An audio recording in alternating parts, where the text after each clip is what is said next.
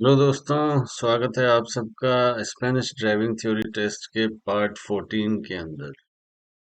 चलिए देखते हैं आज का पहला क्वेश्चन क्या है। At 9 hours on Monday from the location of this sign. A option है नो स्टॉपिंग और नो पार्किंग। बी है stopping permitted but no parking. और सी है parking permitted only to deliver a package. अब ये जो साइन है, ये साइन के अंदर आपको जो प्रोहिबिशन है वो तो प्रोहिबिशन नो पार्किंग का है। स्टॉपिंग इसमें प्रोहिबिटेड नहीं, लेकिन उसके साथ जो कम्प्लीमेंट्री पैनल लगा हुआ है वो हमें देखना है कि वो क्या कह रहा है।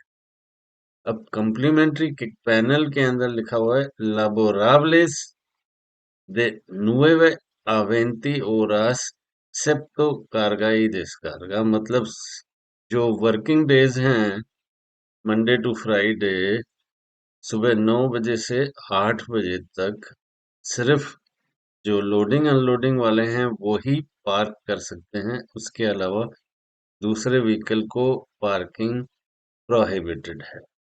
तो मतलब ऑन मंडे एट 9 hours हमसे क्वेश्चन पूछा गया है, तो पार्किंग इज प्रोहिबिटेड।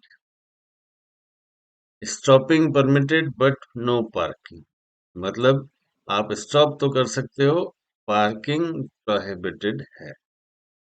जब क्रॉस लगा हुआ हो तो मतलब स्टॉपिंग भी अलाउड नहीं होती है। Okay, next question. Which vehicle must stop at this intersection. अब यहाँ पे तीन व्हीकल्स खड़े हुए हैं, आप देख रहे हैं। रेड व्हीकल है, येलो व्हीकल, ब्लू व्हीकल है और ग्रीन व्हीकल है। ग्रीन और रेड हैं लेफ्ट साइड पे और जो ब्लू व्हीकल है वो है राइट साइड। और जो सिग्नल जो सिग्नल्स हैं, ट्रैफिक सिग्नल्स, वो दोनों साइड हैं इंटरसेक्शन के।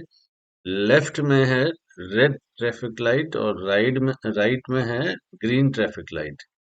अब यहाँ पूछा गया है कि विच व्हीकल्स मस्ट स्टॉप, कौन सी व्हीकल स्टॉप करेगी इस इंटरसेक्शन पे।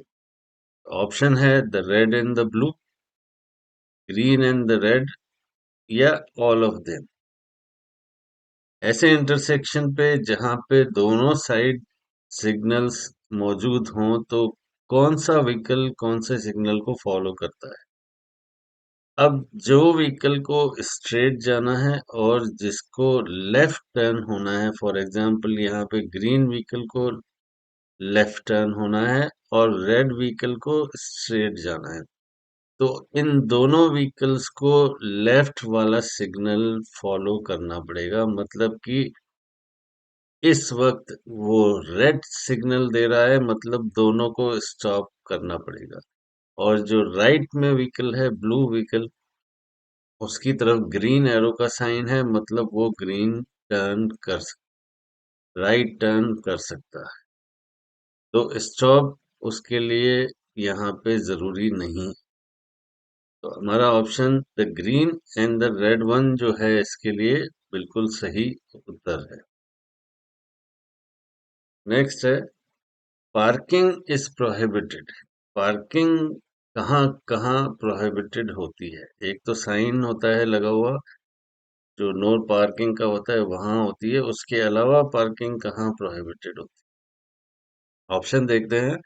On inter urban routes. अब इंटर अर्बन रूट्स पे हर जगह तो पार्किंग प्रोहिबिटेड नहीं होती है, आप साइड में ऑफ द रोड पार्क कर सकते हो।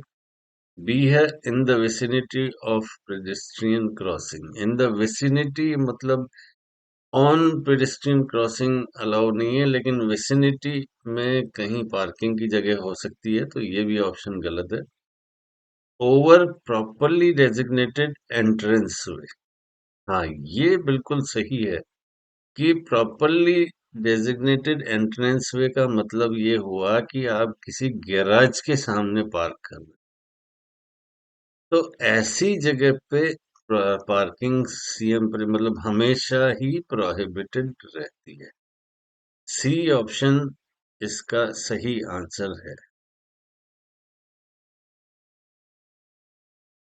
Is it dangerous for a car to drive side by side? Side by side का मतलब पैरेलल, आप किसी व्हीकल के साथ में ड्राइव कर with a two wheeled vehicle, मतलब मोटरसाइकिल या मोपेड या साइकिल के साथ, तो क्या वो डेंजरस है? Yes, of course it is dangerous. A option है no, there is no danger of accidents if vehicles drive side by side. ऐसा कुछ नहीं, अगर आप साइड बाय साइड चलाते हैं तो डेंजर हमेशा होता है। दूसरा ऑप्शन देखते हैं, yes you run the risk of not seeing it because it may be in the blind spot in your rear view mirror. जो हमारी कार के रियर व्यू मिरर होते हैं, यानी पीछे देखने के लिए, पीछे का सराउंडिंग्स में देखने के लिए, लेकिन उन मिरर्स की मौजूदगी के बावजूद वहाँ एक ब्लाइंड स्पॉट होता है। ब्लाइंड स्पॉट का मतलब होता है कि वही जगह, कई जगह हमारे को रियर व्यू मिरर के बावजूद दिखाई नहीं देती हैं, कई व्हीकल्स नहीं दिखाई देती हैं, तो ऐसी जगह को ब्लाइंड स्पॉट कहते हैं। तो उस केस के अंदर हम अज्ञान रहते हैं, मतलब हमें उसका नॉलेज नहीं होता है, हमको दिखाई नहीं देती है, तो एक्सीडेंट के चांसेस हो जाते हैं। तो जो बी ऑप्शन है वो इस क्वेश्चन का बिल्कुल सही आंसर है कि साइड बाय साइड ड्राइव नहीं करना चाहिए, क्योंकि वो व्हीकल हमारे रियर व्यू के अंदर नहीं आता है। Yes, you run the risk of not seeing it because it may be in the blind spot in your rear view mirror. When must a vehicle which is joining traffic give way? जो vehicle traffic join कर रहा है, मतलब कि आप traffic कौन से लेन से ज्वाइन करते हो? जैसे इस पिक्चर में हम देखते हैं कि रेड व्हीकल जो साइड से आ रहा है, राइट साइड से, वो ज्वाइन कर रहा है ऑटो पिस्ता को, तो उसको गिव वे कब देना चाहिए? मतलब ए है ऑलवेज, बी है only when entering from the right, और सी है only when entering from the left. या लेफ्ट या राइट से एंटर करने का कोई मतलब नहीं होता है। अब यहाँ देखिए, ये वाला जो व्हीकल है वो लेफ्ट में ज्वाइन करने वाला है, तो ऑटो पिस्ता पे ज्वाइन कर रहा है, मतलब कि ऑलरेडी जो व्हीकल्स चल रहे हैं उन व्हीकल्स की प्रायोरिटी होती है, और इस व्हीकल का ये काम बनता है कि ये उसको गिव वे करे हमेशा। तो जो ए ऑप्शन है, always, always this type of vehicle has to give way when they are joining the traffic. Next है, in road safety terms, why is it better to drive on urban roads at 30 kilometre per hour instead of 50 kilometre per hour? पहले urban roads में 50 kilometre per our की speed limit तय थी, जिसे अब 30 kilometre में convert कर दिया गया है, क्योंकि पेडेस्ट्रियंस अर्बन एरिया में ज्यादा होते हैं और एक्सीडेंट्स बहुत होते थे, तो डेथ की रेट भी बढ़ रही थी, इसलिए स्पीड लिमिट को अब 30 कर दिया गया है। तो ये क्यों किया गया है? It is better to drive on urban roads at 30 kilometre instead of 50। 30 kilometre पे चलाना बेटर है बजाय कि 50 की। क्यों? ए ऑप्शन है, because the aerodynamic drag is greater at 30 kilometre than 50 kilometre. इसका कोई मतलब नहीं है, अर्बन एरियाज में इतनी सी स्पीड पे एरोडायनेमिक ड्रैग का कोई सेंस नहीं होता है। बिकॉज, दूसरा है, because traffic flows more freely and there is no risk of accident. ऐसा भी कोई मतलब नहीं है। सी है, because at lower speed a vehicle pedestrian collision is less likely to be fatal. Yes, मतलब स्लो स्पीड पे अगर पेडेस्ट्रियन के साथ टक्कर होती है तो वो इतनी डेंजरस नहीं होती है जितनी कि हाई स्पीड में होती है। मान लो कि आप 50 किलोमीटर पे चला रहे हैं, उस केस में होने वाली टक्कर ज्यादा खतरनाक होगी और ज्यादा डेंजरस होगी, जो कि रिस्क ऑफ डेथ बढ़ जाता है। तो इसलिए 30 किलोमीटर पे चलाना ज्यादा बेटर होता है। C option is the right answer for this question. If you plan a trip before setting off, can this affect road safety? आप एक लॉन्ग ट्रिप पे जा रहे हैं और प्लान करके जा रहे हैं, तो क्या वो एक रोड सेफ्टी के लिए उसको अफेक्ट करता है रोड सेफ्टी को? बिल्कुल करता है। अगर आप बिना प्लान किए हुए लॉन्ग ट्रिप पे जा रहे हैं तो वो आपके लिए और दूसरों के लिए, दोनों के लिए नुकसानदेह है। मतलब अगर आपको रोड्स का नॉलेज नहीं होगा प्रॉपरली और सिर्फ जीपीएस के बेस पे आप एक लॉन्ग ट्रिप पे निकल जाते हैं बिना प्लान किए हुए, तो वो एक डेंजरस जर्नी यानी डेंजरस ट्रिप हो सकती है। तो एक लंबी ट्रिप डिसाइड करने से पहले you have to plan properly. अब ऑप्शन देखते हैं। ए है yes it is a behaviour that conflicts with the road safety. B है yes it is a positive road safety behaviour. B option is the perfect answer for this question. Yes, it is a positive road safety behavior. C option देखने की जरूरत ही नहीं है। It is always पहले ही no कह रहा है वो, तो नो नहीं होता। प्लान करना चाहिए। Yes, B option is the right answer. As a general rule the effects of alcohol are greater. Alcohol लेने से पहले और उसके बाद अगर आप ड्राइव करते हैं तो आपको ये नॉलेज होना चाहिए कि इसका मैक्सिमम इफेक्ट जो है वो किस वक्त होता है। तो आप ड्राइव करने से पहले अपना एक प्लान बना सकते हैं कि अगर आपने अल्कोहल लिया है तो मुझे किस वक्त ड्राइव नहीं करना है। 30 मिनट के से और 90 मिनट तक इसका जो इफेक्ट होता है वो मैक्सिमम 30 से 90 मिनट के बीच में, यानी कि 1 घंटे बाद तक इसका इफेक्ट मैक्सिमम होता है। तो ऑप्शन देखते हैं। ए है 3 आवर्स आफ्टर कंजप्शन, 3 घंटे के बाद तो ये वैसे ही उतर जाता है। बी है between 30 and 90 minutes after consumption.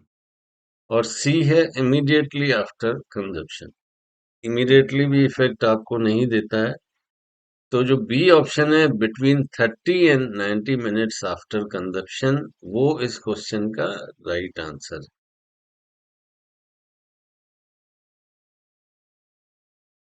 Next है who has the right of way when an overtaking vehicle sees that the vehicle ahead of it has its left indicator on, intending to overtake।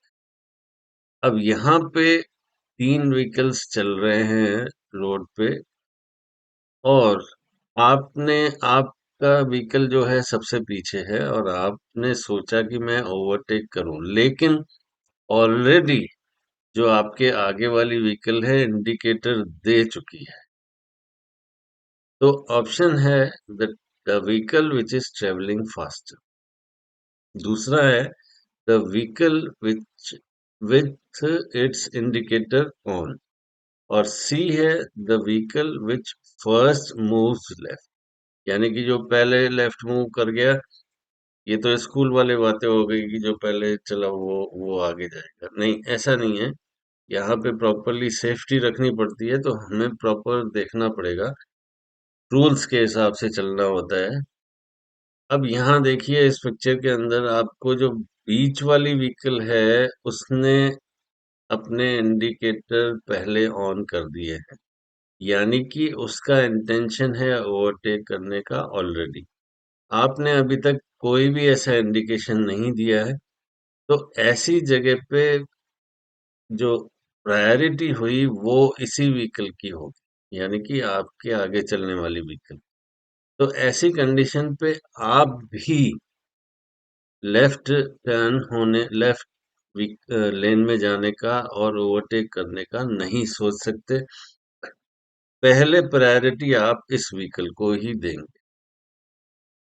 तो option है the vehicle with its indicator on, इसकी priority होगी, right. Can traffic accidents in which fatigue is the main risk factor occur during daylight hours? क्या traffic accident थकान की वजह से risk factor हो सकते हैं दिन के अंदर, मतलब दिन के उजाले में भी क्या थकान हो सकती है? यस, ऑफ कोर्स, बिल्कुल हो सकती है। क्यों नहीं हो सकती? आप अगर बाय चांस आपने रात को पूरी तरह से आराम नहीं किया है, ओवर टाइम किया है, तो आपको दिन में भी थकान महसूस हो सकती है। और वैसे भी एक जनरल टाइमिंग्स हैं, खाना लंच वगैरह लेने के बाद इंसान को थोड़ी थकान या नींद टाइप महसूस होती है। चलिए ऑप्शन देखते हैं। ए है no, they only occur at night. B है yes, but it is a type of accident that only affects professional drivers, मतलब सिर्फ जो बड़ी लॉरीज या वैन्स चलाते हैं सिर्फ उनको ही इफेक्ट करता है, ऐसा कुछ नहीं है। तो सी है yes, specially between 2 and 4 o'clock in the afternoon. That is the correct answer. ये 2 बजे से 4 बजे का जो टाइम होता है, उस वक्त ये थकान डेवलप होती है और रिस्क बहुत ज्यादा बढ़ जाते हैं एक्सीडेंट्स के। तो जो सी ऑप्शन है वो इस क्वेश्चन का correct answer. That's all for part 14. Let's catch up more in the next one. You can send your queries to my WhatsApp number 638132820। आपको किसी भी क्वेश्चन के अंदर कोई भी प्रॉब्लम है तो आप मेरे से WhatsApp नंबर पे कंसल्ट कर सकते हैं, 638132820। Thank you very much. Bye for now.